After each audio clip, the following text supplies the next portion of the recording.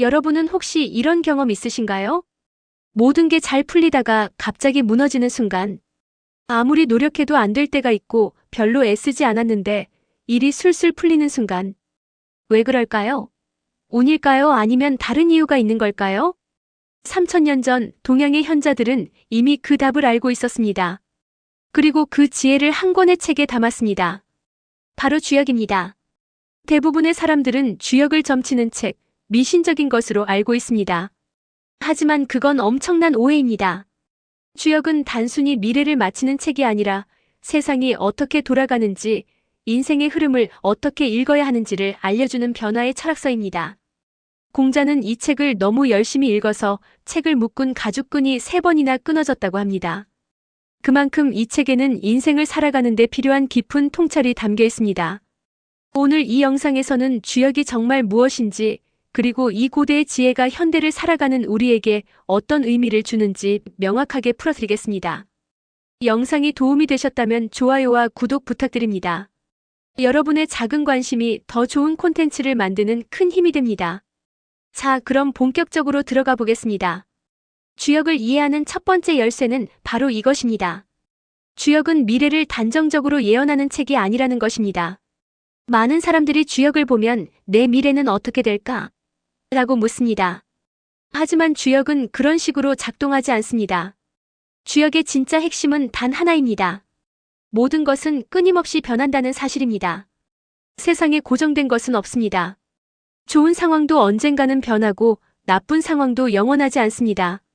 계절이 바뀌듯 낮과 밤이 교차하듯 모든 것은 흐르고 변합니다. 그런데 여기서 중요한 점은 그 변화가 무작위로 일어나는 것이 아니라는 겁니다. 변화에는 일정한 패턴과 질서가 존재합니다. 봄이 지나면 여름이 오고 여름이 지나면 가을이 오듯이 말입니다. 주역은 바로 그 패턴을 읽어내는 방법을 알려주는 책입니다. 그래서 주역을 제대로 공부한 사람은 이 상황이 지금 어느 단계에 있고 다음에는 어떤 방향으로 흘러갈 가능성이 높은가를 판단할 수 있게 됩니다. 그리고 그에 맞춰 가장 현명한 선택을 할 수 있게 되는 것입니다. 이것이 바로 주역이 점서가 아니라 지침서인 이유입니다. 주역은 당신의 미래는 이렇게 될 것이다라고 말하지 않습니다. 그 대신 지금 이런 상황이라면 이렇게 행동하는 것이 흐름에 맞다라고 조언합니다. 결국 미래를 만드는 것은 지금의 선택이라는 것입니다. 그렇다면 주역은 어떤 원리로 이 변화를 설명할까요? 그 출발점은 바로 음과 양입니다. 음과 양의 개념은 우리에게 익숙하지만 정확히 무엇을 의미하는지 아는 사람은 많지 않습니다. 간단히 말하면 음과 양은 세상을 구성하는 두 가지 근본적인 에너지입니다. 양은 밝음, 움직임, 강함, 확장, 더움, 남성성을 상징합니다. 반면 음은 어둠, 고요함, 부드러움, 수축, 차가움, 여성성을 나타냅니다. 하지만 여기서 중요한 것은 음과 양이 서로 대립하는 개념이 아니라는 점입니다. 음과 양은 서로를 필요로 합니다. 낮이 있어야 밤의 의미가 있고 밤이 있어야 낮의 가치를 알 수 있습니다. 여름에 더위가 있어야 겨울의 추위를 느낄 수 있고 강함이 있어야 부드러움의 힘을 알 수 있습니다. 더 나아가 음과 양은 고정된 것이 아니라 끊임없이 전환됩니다. 한겨울의 극음 속에서 봄의 양기가 싹트고 한여름의 극양 속에서 가을의 음기가 준비됩니다. 이것이 바로 자연의 리듬이고 인생의 리듬입니다. 주역은 이 음양의 조합으로 세상의 모든 현상을 설명합니다. 양을 실선으로 음을 점선 마이너스로 표현해서 이 두 가지를 3번 쌓으면 8가지 기본 패턴이 만들어집니다. 이것이 바로 8개입니다. 하늘, 땅, 물, 불, 우레, 바람, 산, 못. 이 8가지 자연현상은 단순히 물리적인 대상이 아니라 인생의 다양한 상황과 에너지를 상징합니다. 그리고 이 8개를 다시 2개씩 조합하면 64개가 완성됩니다. 64개의 인생 시나리오가 펼쳐지는 것입니다. 각 궤는 한 장면을 보여주는 것이 아니라 시작부터 끝까지의 변화 과정을 담고 있습니다. 마치 영화의 한 장면이 아니라 전체 스토리를 보여주는 것과 같습니다. 그래서 주역을 읽는다는 것은 지금 내가 그 스토리의 어느 지점에 서 있는지를 아는 것입니다. 주역에서 가장 강조하는 개념 중 하나가 바로 때, 즉 타이밍입니다. 같은 행동이라도 시기에 따라 결과가 완전히 달라집니다. 봄에 씨를 뿌리면 가을에 수확할 수 있지만 한겨울에 씨를 뿌리면 아무것도 얻을 수 없습니다. 이것이 자연의 이치이고 인생도 마찬가지입니다. 주역은 이렇게 말합니다. 아무리 좋은 계획이라도 때가 맞지 않으면 실패하고 때를 만나면 평범한 노력도 큰 성과를 낳는다고 말입니다. 그래서 진짜 지혜로운 사람은 무조건 앞으로 나아가는 사람이 아니라 때를 아는 사람입니다. 진괴는 우레처럼 강하게 나아갈 때를 말하고 간괴는 산처럼 멈추고 기다려야 할 때를 뜻합니다. 둥괴는 어려움 속에서도 차근차근 준비하는 시기를 나타내고 태괴는 모든 것이 형통한 좋은 시기를 의미합니다. 하지만 여기서 재밌는 점은 주역은 좋은 시기에 더 조심하라고 경고한다는 것입니다. 태괴 다음에는 비괴, 즉 막힘의 때가 온다고 합니다. 모든 것이 완벽할 때가 바로 위기의 시작이라는 뜻입니다. 역사를 봐도 그렇습니다. 가장 번성했던 왕조가 교만해져서 무너지고 가장 잘나갔던 기업이 안일해져서 쇠퇴합니다. 반대로 가장 어려운 순간에 겸손하게 버틴 사람이 결국 크게 성공합니다. 주역은 이렇게 가르칩니다. 물러날 때를 아는 것이 진정한 용기이고 기다릴 줄 아는 것이 진짜 지혜라고 말입니다. 세상은 내 뜻대로 움직이지 않습니다. 하지만 흐름을 읽고 그에 맞춰 움직이면 적은 노력으로도 큰 결과를 얻을 수 있습니다.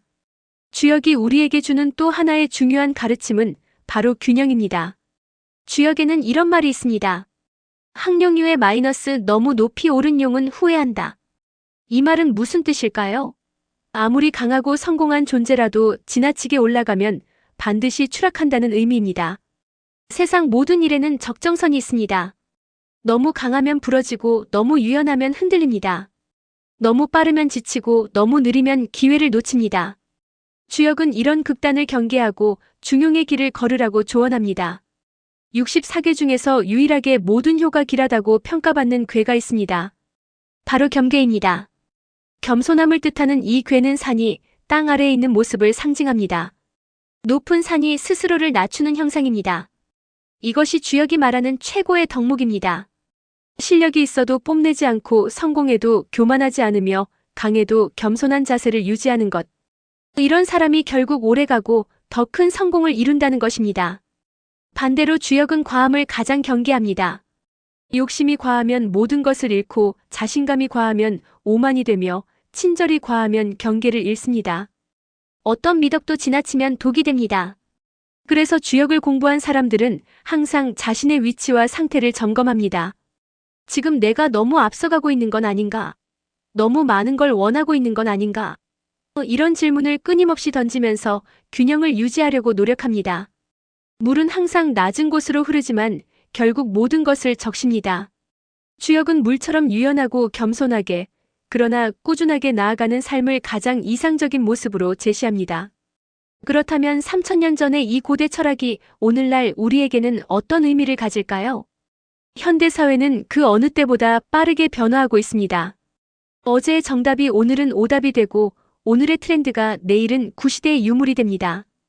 기술은 폭발적으로 발전하고 정보는 넘쳐나며 선택지는 무한대로 늘어났습니다. 이런 시대에 사람들이 가장 원하는 것은 명확한 답입니다. 이렇게 하면 성공한다. 이것이 정답이다 같은 확정된 공식 말입니다. 하지만 주역은 그런 식으로 접근하지 않습니다. 주역은 확정된 답을 주는 대신 판단하는 힘을 길러줍니다. 상황을 읽는 눈, 흐름을 파악하는 감각, 때를 아는 지혜. 이런 것들은 단순한 지식이 아니라 살아있는 통찰력입니다. 예를 들어볼까요? 요즘 많은 사람들이 커리어 선택으로 고민합니다. 이직을 해야 할지, 창업을 해야 할지, 아니면 지금 자리를 지켜야 할지. 주역적 관점에서 보면 이 질문에 정해진 답은 없습니다. 중요한 건 지금 내가 어느 시점에 있는가입니다. 만약 당신이 지금 준비가 덜 된 상태라면 둥개처럼 어려움 속에서도 차근차근 실력을 쌓는 시기일 수 있습니다. 만약 오랜 준비 끝에 기회가 왔다면 진개처럼 과감하게 나아가야 할 때일 수 있습니다. 혹은 너무 오래 달려왔다면 간개처럼 잠시 멈추고 재충전해야 할 시점일 수도 있습니다. 주역은 이처럼 상황에 따라 달라지는 유연한 사고를 가르칩니다. 경직된 원칙이 아니라 흐르는 물처럼 변화에 적응하는 지혜를 알려줍니다. 그리고 주역은 우리에게 이렇게 말합니다. 미래는 이미 정해진 것이 아니라 지금의 선택에 따라 끊임없이 바뀌는 것이라고. 당신이 어떤 생각을 하고 어떤 선택을 하며 어떻게 행동하느냐에 따라 앞으로의 길이 달라진다고 말입니다. 이것이 바로 주역이 점서가 아닌 이유입니다. 주역은 운명을 예언하는 것이 아니라 운명을 만들어가는 방법을 알려주는 책입니다. 불확실한 시대일수록 더 필요한 것은 확정된 답이 아니라 변화를 읽는 능력입니다. 모든 것이 변하는 세상에서 변하지 않는 원리를 아는 것. 그것이 바로 주역이 3000년이 지난 지금도 여전히 읽히는 이유입니다. 오늘 우리는 주역이 단순한 점서가 아니라 변화의 원리를 담은 깊은 철학서라는 것을 알아봤습니다. 음양의 원리로 세상을 설명하고 64개로 인생의 다양한 상황을 보여주며 때의 중요성을 강조하고 균형과 겸손의 가치를 가르치는 책. 그리고 무엇보다 미래는 정해진 것이 아니라 지금의 선택으로 만들어간다는 것을 일깨워주는 책입니다. 세상은 빠르게 변하지만 변화의 원리는 변하지 않습니다. 주역은 바로 그 불변의 원리를 담고 있습니다. 이 지혜가 여러분의 삶에 작은 나침반이 되길 바랍니다. 영상이 도움이 되셨다면 좋아요와 구독 부탁드립니다. 다음에도 더 좋은 내용으로 찾아뵙겠습니다. 감사합니다.